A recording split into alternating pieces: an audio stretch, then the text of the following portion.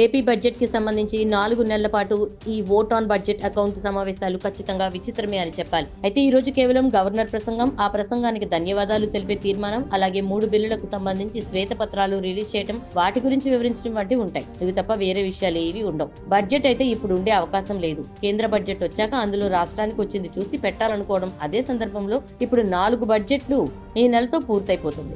Vote on budget పేరుతో ఇంకో 4 నెలలు వదిలేస్తే డిసెంబర్ వరకు అయిపోతుంది. అంటే 8 నెలలు అయిపోతుంది. అప్పుడు మళ్ళీ డిసెంబర్ నుంచి మార్చి వరకు 4 నెలల కోసమే బడ్జెట్ పెట్టాల్సి ఉంటుంది. అసలు దీని వెనుక ఉన్న విషయం ఏంటి అంటే, ఇచ్చిన హామీలకు నిధులకు సంబంధించి ఆచరణలో పెట్టడం సాధ్యం కాదు కాబట్టి సూపర్ 6 పథకాలకు సంబంధించి నిధుల విషయంలో ఈ బడ్జెట్ పెట్టకపోతే ప్రజల నుంచి వ్యతిరేకత వస్తుంది కాబట్టి ఈ ఓట్ ఆన్ బడ్జెట్ అనే కాన్సెప్ట్ ని పెట్టింది టీడీపీ కూటమి.